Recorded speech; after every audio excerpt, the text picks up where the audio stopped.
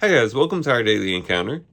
In Jeremiah chapter 24, we have the vision that Jeremiah had of the two baskets of figs in front of the temple of the Lord. And one was filled with good figs and the other was filled with bad figs. And these symbolize the two groups of people within Judah. You had the people that were the good figs that the Lord had good intentions for, that he would bring them back into the land, that he would give them a heart to repent and to turn to him. And then you had the bad figs that were, of course, those who were wicked, those who were evil, those who were rebellious against God, and they had a different destiny planned out for them. But what is significant here, among many things, is that the Lord did remember the good figs, that he did have a heart for them. You know, as we're reading the book of Jeremiah, there's so many prophecies against the bad figs. And the bad figs get a lot of the attention, a lot of the space in the book of Jeremiah.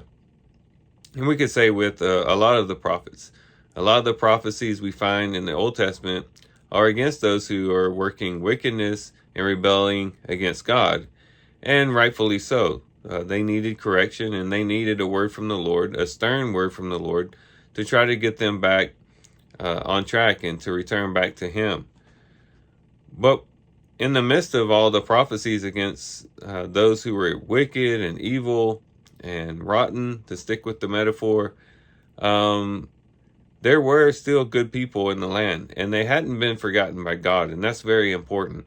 Even though they were highly outnumbered, even though they were just a remnant, just a small amount of people, the Lord hadn't forgot them, and he still had an intention to bless them and to bring them back into the land. And that should encourage us when we perhaps look around and feel like we are the minority, when we feel like we are the remnant in our families, maybe in our communities, maybe in our country or in our society. We might feel as though we are outnumbered, that goodness is being defeated, faithfulness is being defeated, and that evil is winning over. But we must not forget that even if we are outnumbered, God will not forget us. That God will still look for that good basket of figs in which he has intentions to bless and to give a future. And so we should always be encouraged that even if we're outnumbered, even if it came down to just one righteous person in our family or in our community or in our nation, that the Lord would remember that one person, and that he would have just as much intention to bless that one individual as he would hundreds of thousands, if not millions of people who are remaining faithful to him. So let's remember that we're never forgotten. And let's remember that we have a God that will never forget our devotion to him, our faithfulness to him, and the good works we do in connection to him.